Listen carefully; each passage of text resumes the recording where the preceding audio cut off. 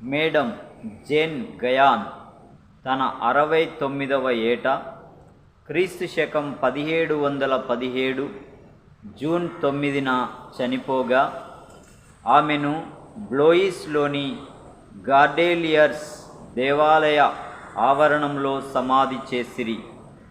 ఆమె తన జీవిత కాలములో సుమారు 60కి పైగా గ్రంథములను వ్రాసినది.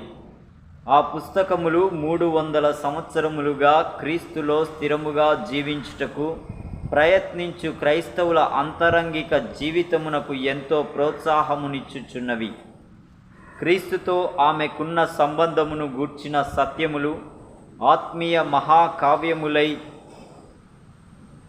అవి ఆమె సహచరుడైన ఆర్చి బిషప్ ఫెనేలాన్ను ప్రభావితం చేయుట మాత్రమే గాక అటువంటి గొప్ప క్రైస్తవులైన John Wesley, Hudson Taylor, Jessie Penn Lewis, Adoniram Judson, Hannah Whitall Smith, Fanny Crosby మరియు వాచ్మెన్ని మొదలగు వారిని గొప్పగా ప్రభావితము చేసినవి.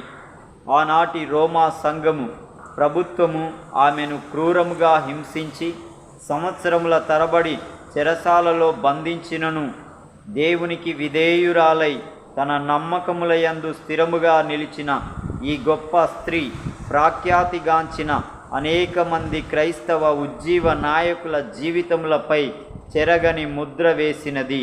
ఎందుకనగా ఆమె క్రీస్తును అధికముగా ప్రేమించినది.